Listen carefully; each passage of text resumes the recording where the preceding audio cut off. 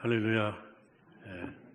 제가 언젠가 예수님께서 성전을 정화하신 본문의 이야기를 설교하면서 그 예수님의 성전 정화 사건이 타락한 유대 종교를 고발함과 동시에 장차 성전의 의미가 효력을 잃을 것이라 예고했다 말씀을 드렸습니다. 성전 정화 사건은 율법 종교가 밀려나고 은혜 종교가 그 자리에 들어설 것을 암시한 사건이라고 말씀을 드렸습니다. 그래서 성전 정화 사건 말씀 전하면서 예배당을 성전이라고 부르는 일을 좀 조심해서 부르자 말씀드린 기억이 납니다.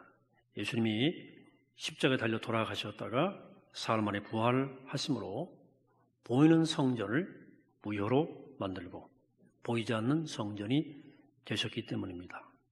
따라서 주님 우리 삶의 모심으로 우리 자신이 성전이 되며 예수 그리스도의 이름으로 모이면 그 모임이 성전이 됩니다. 또 부활한 주님과 함께 동행하는 사람에게는 온 천하가 성전이 됩니다. 바로 이런 이유로 해서 예수님께서는 예루살렘 성전을 두고 이 성전을 허물어라 이렇게 말씀하신 것입니다. 오늘 제가 다룰 주제는 바로 이 말씀입니다. 예수님께서 기존의 성전 종교, 율법 종교를 무너뜨리고 새롭게 세우기 원했던 은혜 종교가 무엇인지를 함께 배우려고 하는 것입니다. 그리하여 우리 안에 여전히 깊이 뿌리내리고 있는 이 율법주의 요소들을 해결해보는 시간을 갖게 되기를 바랍니다. 예루살렘 성전이 허물어지면 더 이상 하나님께 제사를 드릴 수 없게 됩니다. 유대인들의 믿음에 따르면 제사는 오직 성전에서만 드려야 했습니다. 유대인들이 사는 동네마다 시나고교, 회당이 있었지만 거기서는 안식일에 예배를 드리고 주중에는 학교 혹은 마을회관으로 사용되었습니다. 제사는 오직 예루살렘 성전에서만 드려야 했고, 그래서 예루살렘에서 멀리 떨어진 유대인들은 1년에 한두 번씩이라도 성전에 가서 제사를 드리는 것이 꿈이었습니다. 제사는 하나님 앞에 죄를 용서받기 위해서 마련된 제도입니다. 당시 유대인 신학에 따르면 죄는 두 종류가 있습니다. 첫째, 죄인 줄 알고 지은 고의적 죄가 있고요. 또 하나, 죄인 줄 모르고 지은 과실의 죄가 있습니다. 이 중에서 제사로서 용서받을 수 있는 죄는 죄인 줄 모르고 지은 죄뿐입니다. 고의적으로 지은 죄에 대해서는 선행으로 상쇄해야 된다, 이렇게 생각했어요. 마지막 심판날에 하나님께서 하나님 앞에 설 때인데 하나님께서 그들의 죄의 무게와 선행의 무게를 달아보실 것인데, 만일 선행의 무게가 고의적인 죄의 무게보다도 더 크면 구원받는다. 유대인 신학입니다.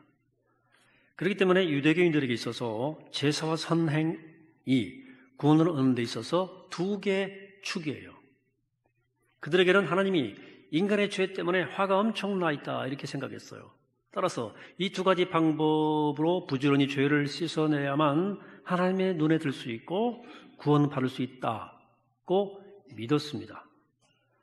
당시 예루살렘 성전에 가면 이 두 가지를 다 행할 수 있었습니다. 짐승을 잡아 제사를 드림으로 과실의 죄를 해결하고, 성전 문 곁에 쭉 늘어서 있는 거지들에게 적선하고 성전 헌금교회 헌금을 드림으로써 선행을 실천할 수 있었습니다. 이것만 잘하면 분노한 하나님 마음에 눈에 들어서 구원받을 가능성이 높아진다, 이렇게 믿었어요. 이스라엘에서 오랫동안 살았던 목사님에게 들은 얘기인데요, 예루살렘 도성에 유명한 유대인 거지 몇 사람이 있대요. 명문가 거지예요.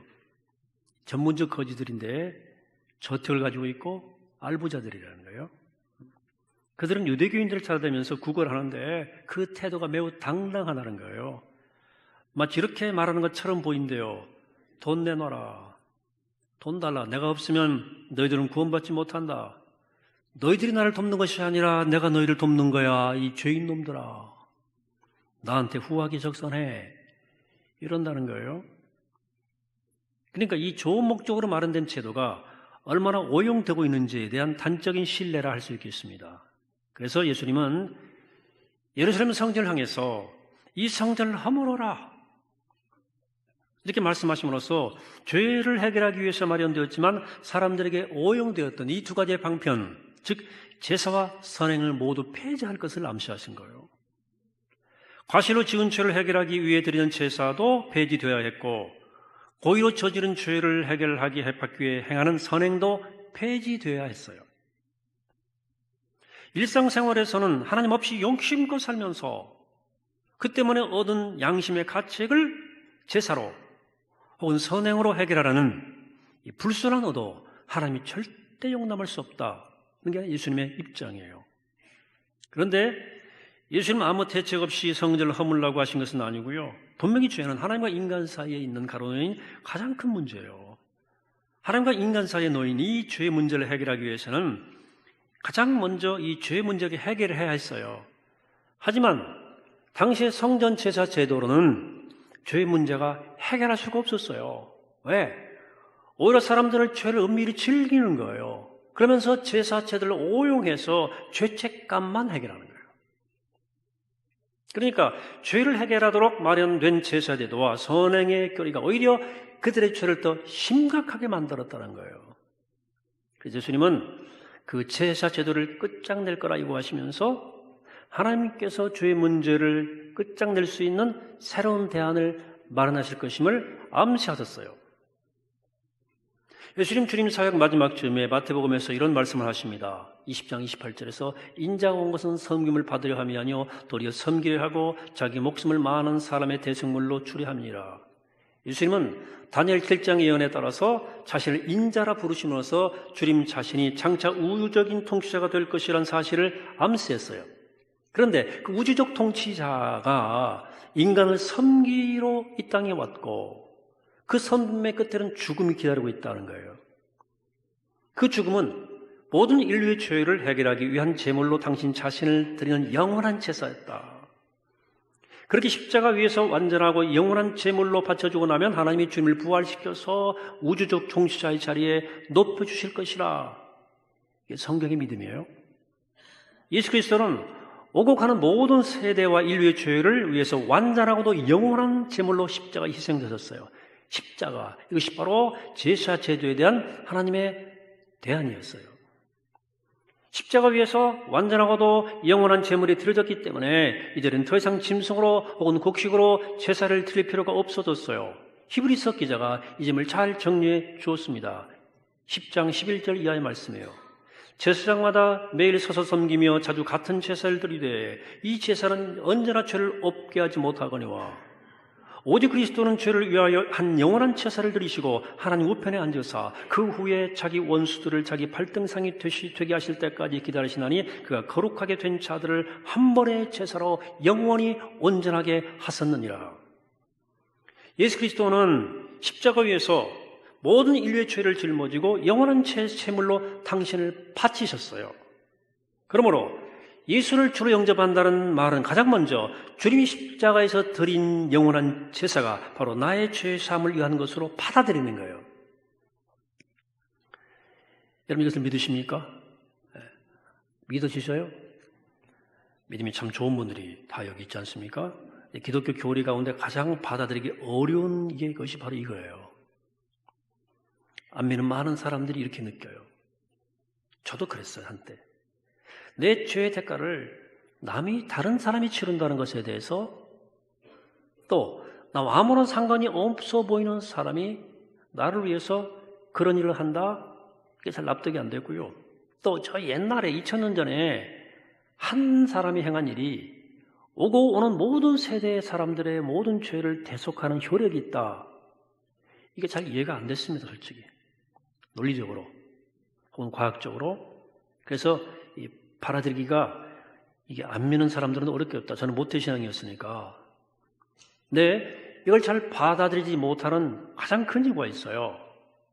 이 세상은 뭔가 대가를 치르지 않으면 아무것도 얻을 수 없습니다. 그래서 우리는 무조건적 은혜와 사랑을 의심하도록 체질화되어 있어요. 우리 모두에게 공짜를 바라는 마음이 있습니다만은 공짜가 정말 있습니까? 싼 게 비리떡이지. 막상 공짜 앞에서, 특별히 값비싼 공짜 앞에서는 뭔가 함정이 있을지 모른다는 본능적 의심이 있어요. 우리가 사는 세상이 우리를 그렇게 만들어 놓았습니다. 미국에서 유학 갔던 한 후배 목사님의 경험담인데요. 너무 가난한 유학 생활을 겪는 날, 어느 날 고단한데 목사님 메일함에 눈에 번쩍 띄는 편지가 발견됐어요. 누구든 상관없이 500명에게 무작위로 추첨해서 각각 $100,000씩을 나눠준다는 거예요. 이 사람 부자가 동봉한 서류를 작성해서 보내라는 거예요. 믿을 수 없는 일이었지만 그래도 미국은 정직한 나라라 이렇게 들었기 때문에 반신반의하면서 서류를 작성해 보냈습니다. 얼마 후 당신이 $100,000 받을 사람으로 선택되었다 하는 회신과 함께 또 다른 서류를 작성을 하고 작성해 보내라는 기별이 왔어요. 구자번호 등등. 와, 이제 고생 끝이다 생각하고 정말 떨리는 심정으로 서류를 작성해 보냈습니다. 해답이 올 때까지 $100,000면 어디 있을까 이것저것 궁리도 해봤습니다. 참 순진무구한 분이죠. 예. 그만큼 절박도 했어요. 그 후 어떻게 되는지 제가 자세히 설명드리지 않습니다.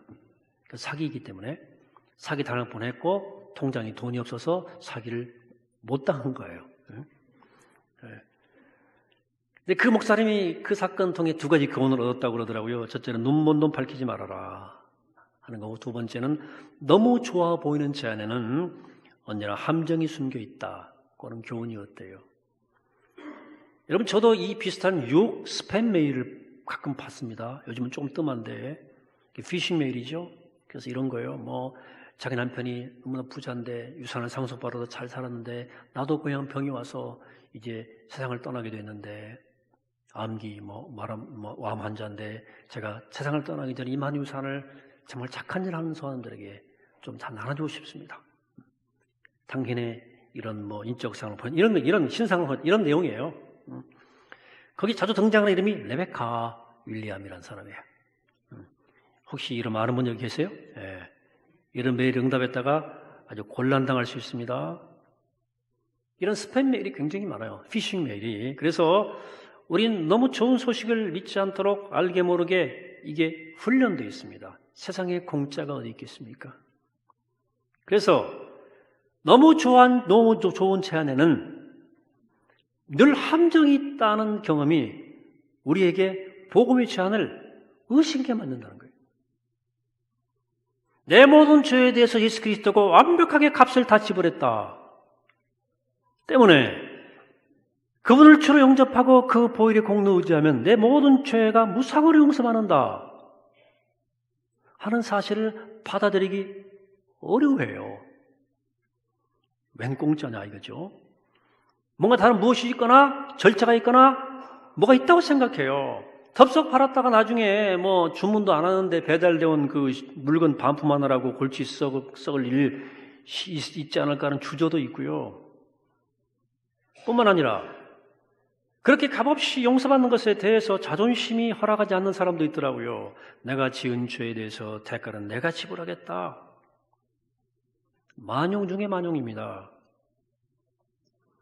여러분, 나의 죄에 대한 대가가 얼마나 엄청난지를 모르기 때문에 겁없이 만용을 부리는 거예요.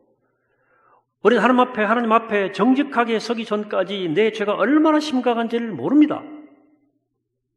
하나님의 높은 기준에 내가 얼마나 멀리 떨어졌는가를 모릅니다. 그 사실을 알고 나면 내가 하나님의 기준에 합격하기 위해서 내가 할 수 있는 일이 아무것도 할 수 없다는 사실을 깨달아요. 내가 할 일이 아무것도 없습니다. 하나님 앞에 무너져 우린 하나님의 전적인 은혜를 구해요. 그때야 비로소 십자가의 은혜를 받아들일 수 있고 그것을 받아들일 때 비로소 그 은혜와 사랑을 이해할 수 있어요. 그 인간은 한 번쯤은 살다가 자기 자신의 죄성에 대해서 절망을 하게 됩니다. 처절한 절망. 그 절망의 자리에서 예수 그리스도를 바라보는 십자가를 바라보게 돼 있어요. 여러분 자신 내가 날 믿을 수 있습니까? 저는 저를 못 믿겠습니다. 내 안에 정말로 나를 구원할 희망의 빛이 없다는 사실을 처절히 깨달아야 예수 그리스도에게 손을 내미는 거예요. 주님께서 단 한 번 희생으로 완성하신 그 십자가의 제사가 바로 나를 위한 제사였다는 사실을 비로소 깨닫는 거예요. 여러분, 사실 우리 삶에 있어서 정말로 귀한 것들은 사실상 모두 무상으로 주어진 거예요. 기프트, 선물이에요. 내게 주어진 이 한 번의 생, 선물이죠. 여러분들이 한 번의 생을 위해서 치른 대가가 무엇입니까? 아니, 어떤 대가를 지불해야 얼마나 값을 내면 이 한 번의 생이 나에게 주어지겠습니까? 돈으로 계산해 보세요. 우리의 생은 그냥 주어진 거예요. 우리가 지불한 대가가 아무것도 없어요. 살게 된 거예요. 마찬가지입니다. 하나님의 사랑도 무상으로 주어진 거예요. 중요하기 때문에 십자가는 우리를 향해서 두 팔을 활짝 벌리고 여기 너희를 위한 선물이 있는데 와서 이 선물 값없이 가져가라 이렇게 말하는 거예요. 선물은 근본적으로 이유 없이 주는 거예요. 조건 없이 충분한 이유가 있어서 받았다. 그건 선물이 아니고요. 그건 보상이죠. 하나님께서 우리를 너무도 사랑한 나머지 값없이 용서받는 길을 열어주신 거예요. 더 이상 짐승 잡아 바칠 이유가 없어요. 십자가의 공로, 보혈의 공로 의지하면 우리는 하나님의 자녀로 회복돼요. 그래서 히브리서 저자는 예수 그리스도께서 드린 십자가의 제사를 설명한 다음에 오늘 본문에서 이렇게 우리에게 설명해 주고 있습니다. 이렇게 권면합니다. 그러므로 형제들아, 우리가 예수의 피를 힘입어 성소에 들어갈 담력을 얻었나니 그 길은 우리를 위하여 휘장 가운데로 열어놓으신 새로운 살 길이요 휘장은 곧 그의 육체니라. 또 하나님의 집 다스리는 큰 제사장이 계심에 우리가 마음의 뿌림을 받아 악한 양심으로부터 벗어나고 몸은 맑은 물로 씻음 받았으니 참 마음과 온전한 믿음으로 하나님께 나아가자. 또 약속하신 이는 믿으시니 우리가 믿는 도리의 소망을 움직이지 말며 굳게 잡자 이렇게 얘기하는 거예요. 사랑하는 십자가 위에서 제사 제도는 끝이 났습니다. 예수 그리스도의 보혈로 율법주의 불순한 음모가 환히 드러났어요. 율법주의 음모는 하나님을 왜곡합니다. 어떻게?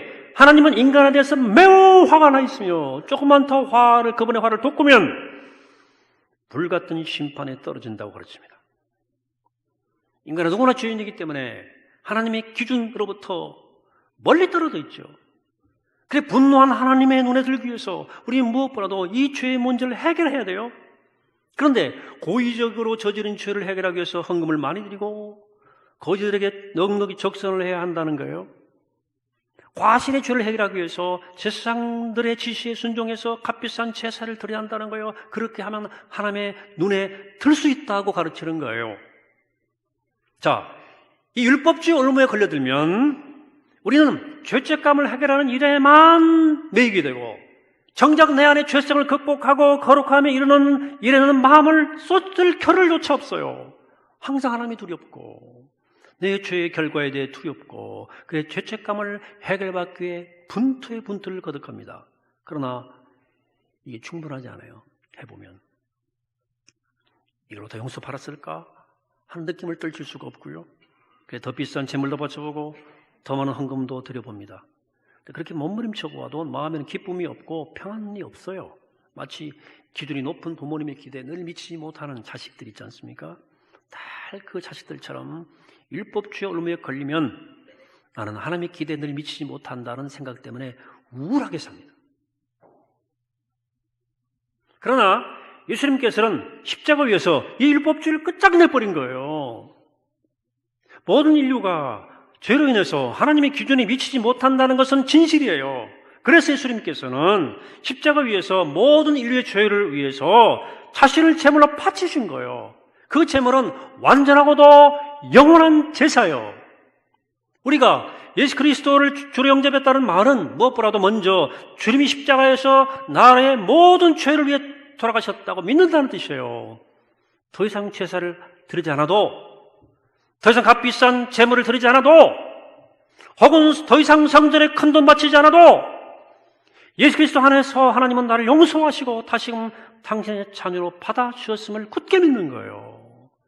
이게 믿어지는 사람은 하나님을 생각할 때 더 이상 진노한 하나님으로 생각하지 않습니다. 예수 그리스도 안에 이 뿌리를 내린 사람은 하나님을 그분을 생각할 때 마치 미소를 머금고 우리 자식들이 얼마나 사랑스러워요 바라볼 때 아버지가 얼마나 자식들이 손주가 사랑스럽습니까? 그걸 바라보는 아버지, 어머니의 마음을 느끼는 거예요. 그 사람은 더 이상 죄책감을 해결하는 것을 생의 목표로 삼지 않습니다. 하나님 눈에 들게 몸부림치지 않습니다. 오직 당신의 자식이라는 이유 하나 때문에, 그리고 당신의 독생자의 피로 구속한 존재라는 이유 하나 때문에 나를 그분이 너무나 사랑한다는 사실을 알아요. 내가 하나님께 등지고 죄 속에 뒹굴고 살고 있을 동안에도 하나님 나를 사랑하셨고 앞으로 어떤 일이 일어나더라도 하나님의 사랑은 변함없다 하는 사실을 굳게 믿어요. 그 사람은 자신에게 부어진 하나님의 사랑에 감격하고 그 사랑에 보답하기 위해 살아갑니다. 그의 목표는 죄책감 해결하는 것이 아닙니다. 그는 이미 예수님이 해결해 주셨으므로 이제는 거룩하게 살려고 노력을 해요. 성령의 능력을 힘입어 거룩한 사람으로 치워져 갑니다. 그 사람은 더 이상 하나님의 진노를 불교 예배하는 것이 아니고 하나님의 은혜를 찬양하기 위해서 예배합니다. 이 사람은 헌금 드릴 때 하나님의 눈에 들기 위해서 뇌물 바치듯 헌금하지 않습니다. 하나님의 한없는 사랑에 보답하기 위해 아낌없이 바칩니다. 그 사람은 덕을 쌓기 위해 혹은 내 죄 해결하기 위해 이웃을 돕지 않습니다. 하나님의 사랑 때문에 이웃을 사랑하고 그 사랑의 표현으로 넉넉하게 돕습니다. 사랑하는 여러분, 조심하십시오. 율법주의 올무에 걸리지 않도록 조심하십시오. 더 이상 화나신 하나님에게 제사드리려는 심정으로 예배드리지 마시기 바랍니다. 오늘날에도 얼마나 많은 강단에서 진노한 하나님이 선포되고 있는지 모릅니다. 그 하나님 눈에 들기 위해서 제사를 드리라고 외침이 얼마나 들려오는지 모릅니다. 오늘날에도 얼마나 많은 성도들이 두려운 마음으로 예배당에 나와 짐승 바쳐 제사 드리는 심정으로 예배를 드리는지 모릅니다. 그들의 관심은 오직 죄책감을 해결하는 일에 매여 있습니다. 이미 저지른 죄를 어떻게든 해결해야 되니까 그 화나신 하나님을 진정시키고 싶어 합니다. 이것은 예수 그리스도의 보혈을 땅에 쏟아버리는 행위입니다.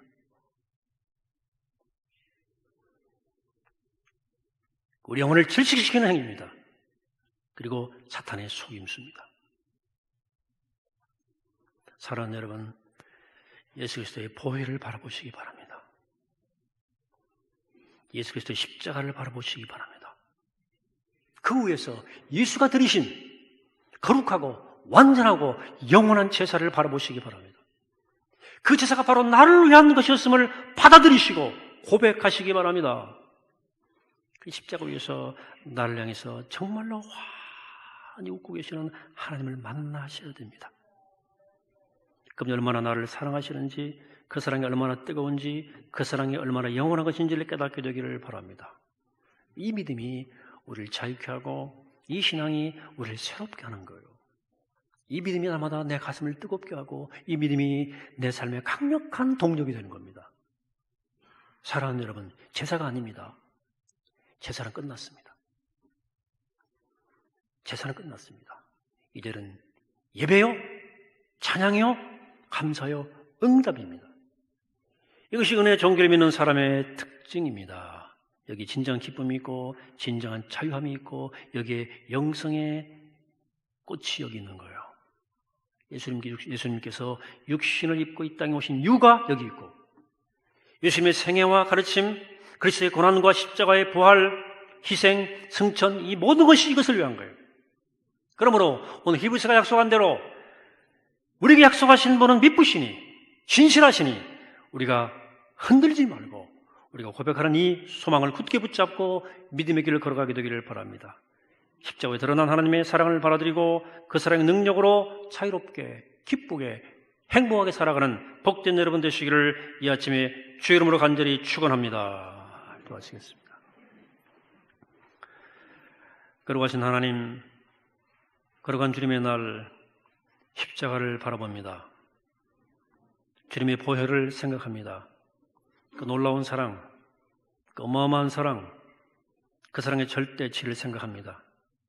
하나님, 그 거룩한 희생을 기억하며 우리와 하여금 그 사랑 확신하게 하시고 그 보혈의 사랑에 취하여 그 은혜에 사로잡혀 이 땅을 감사로, 이 땅을 찬양으로, 이 땅을 응답으로 살 수 있도록 우리 모두를 축복하시고 인도하여 주옵소서. 생명이신 예수 그리스도의 이름으로 간절히 기도하옵나이다. 아멘.